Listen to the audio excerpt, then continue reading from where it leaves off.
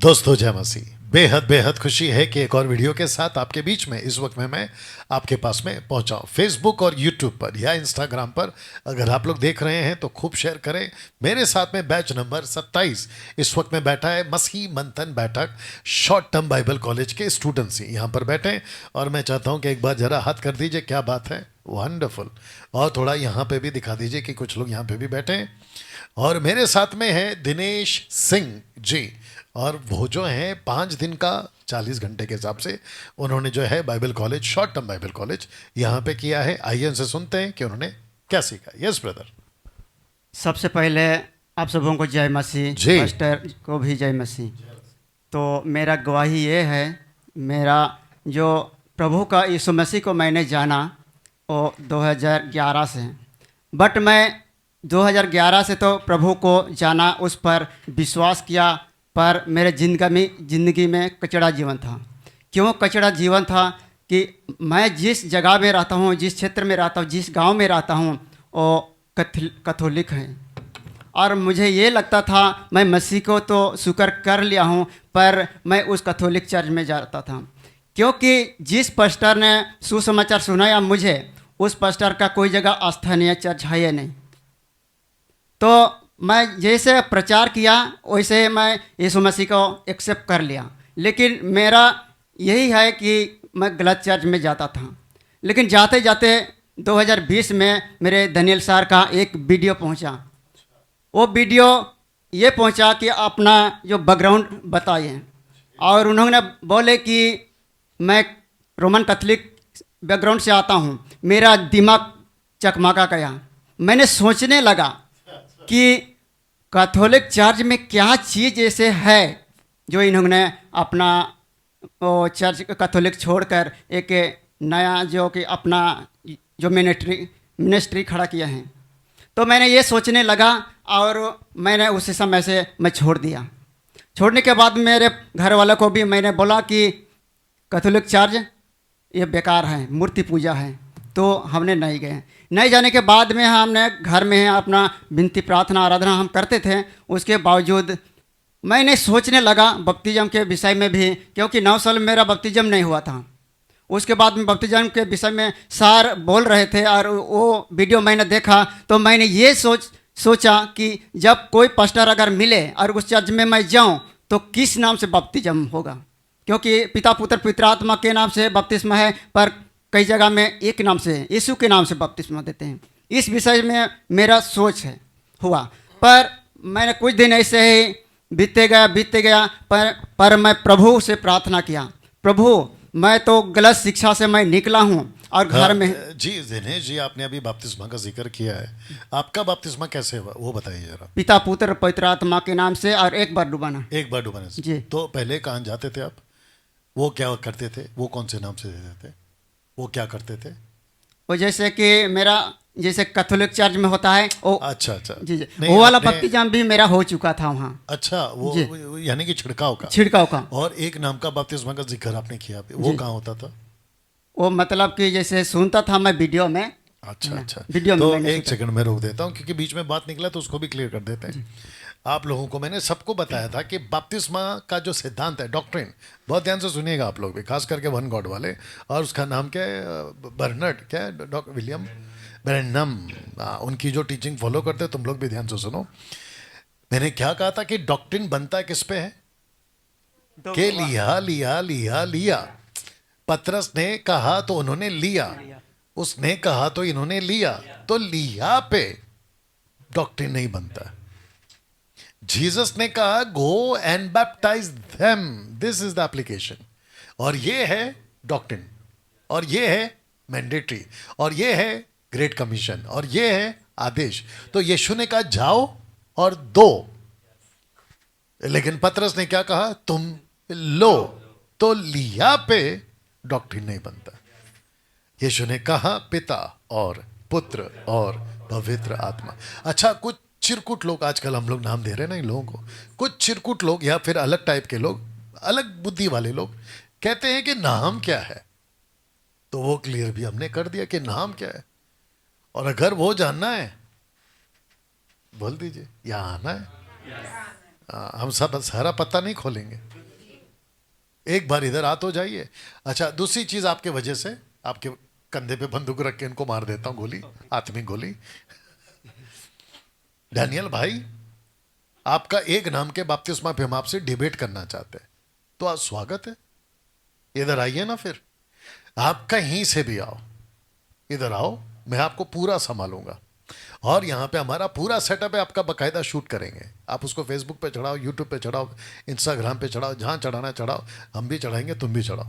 Public के बीच में डालते हैं, देखते तुम कितने पानी में हो और हम कितने पानी में हैं। अगर ऐसा है तो आ जाओ यहाँ पे। अच्छा एसी का कमरा है ना, आराम से माथा गर्म करके आओगे तो यहाँ हम ठंडा, हम वैसे ठंडा कर देंगे। और अगर जहाँ गर्म करना है तो वहाँ गर्म भी कर देंगे। You understand? Continue brother. तो ऐसे मैंने प्रभु से प्रार्थना किया, और प्रार्थना करने के बाद में 1-2 महीना में जो अच्छा शिक्षा जो देने वाला पास्टर मुझे मिल गया। और जिस दिन मैंने उस गांव में गया था, उस दिन उस पास्टर ने दानियल सर का जो टीच को सुन रहे थे। तो मैंने बोला कि काश करिए पास्टर अच्छा है। तो कुछ बातें उस पास्टर से हुआ, उसके बाद उस चर्च में जाने लगे। पर मैं धन्यवाद करता हूँ उस महान परमेश्वर को कि इस जगह में लाने के लिए। क्योंकि हो सकता है, मैं थोड़ा सा बताना चाहता हूँ कि 1 महीना पहले बहुत ज़्यादा एक्सीडेंट हुआ था मेरा, लेकिन एक खर्च तक नहीं आया।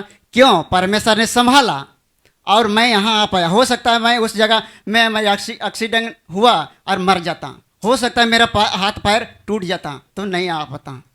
तो यहाँ आने के बाद मैं जाना कि किस लेवल की शिक्षा है, किस लेवल की शिक्षा बिल्कुल कह नहीं सकता। क्योंकि ऐसे खाना यहाँ मिलता है, शारीरिक खाना और आत्मिक खाना।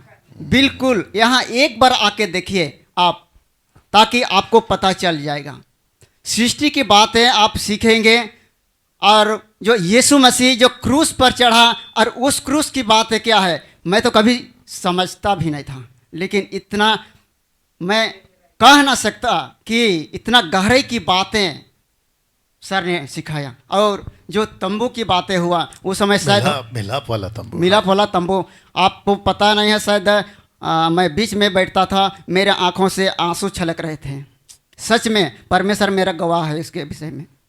तो मैं परमेश्वर का धन्यवाद करता हूँ कि मिलाप वाले तंबू में क्या रहता था, कैसे किस किस आइटम रहता था, हमारे शरीर से कनेक्टेड है। जी जी जी जी। आप एक बार सर आपसे ये रिक्वेस्ट करते हैं कि आप आइए, एक बार आइए और सीखिए, तब आपका लेवल पता चल जाएगा कि पास्टर का नॉलेज कितना है।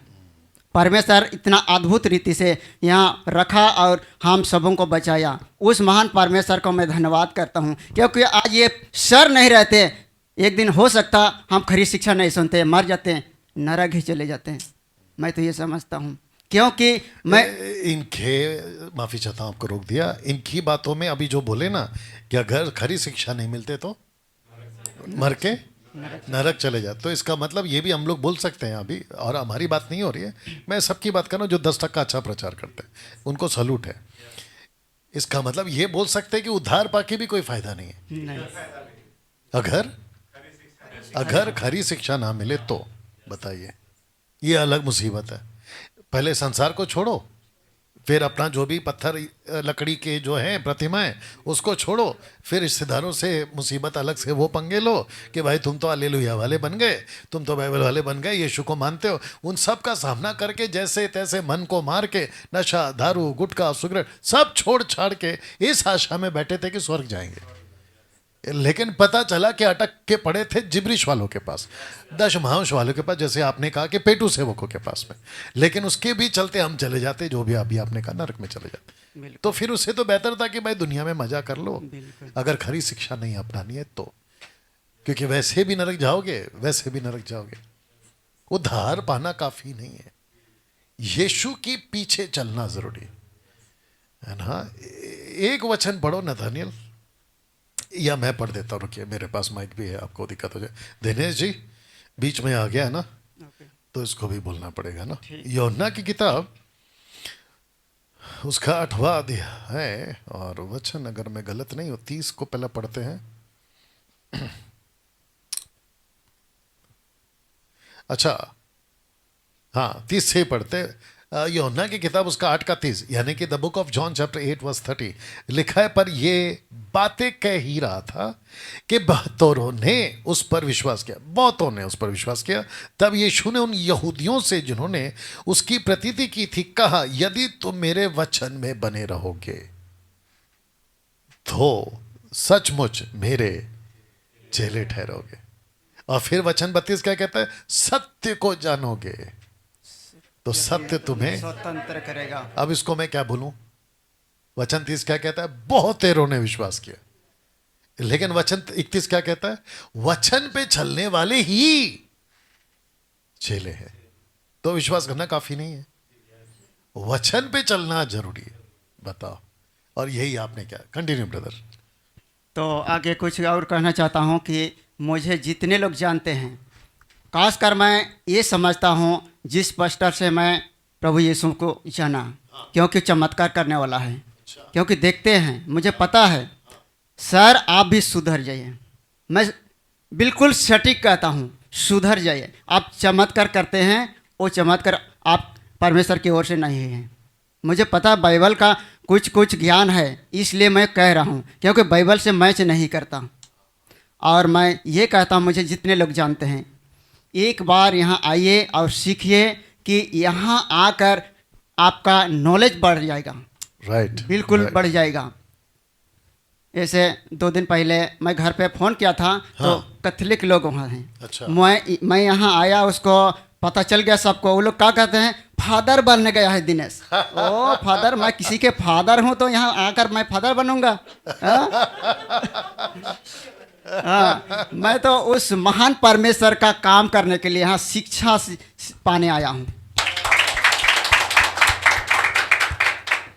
तो मैं यही कहना चाहता हूँ कि जितने लोग भाई बहन हैं, यीशु मसीह को स्वीकार किए हैं, आपका काश हो कि यहाँ आकर आप बात जाएं।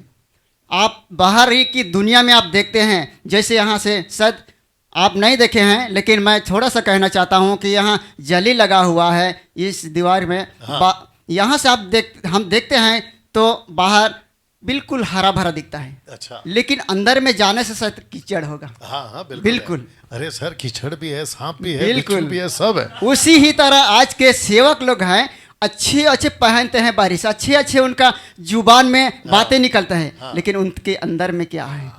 क्या गजब एग्जाम्पल है, क्या बात है। वैसे ही है सर। नहीं नहीं, बिल्कुल है, बिल्कुल है। हाँ। अच्छा से पास्टर लोग गिर गए, व्यभिचार में गिर गए। बाहर से तो दिखते हैं अच्छे, हाँ। पर अंदर से जिस तरह की, एक एग्जाम्पल के तौर पर मैं बताता हूँ, जैसे बांस होता है, बांस हाँ। बांस तो बाहर से अच्छा दिखता है, बिल्कुल सीधा, हाँ। लेकिन अंदर में खोखला।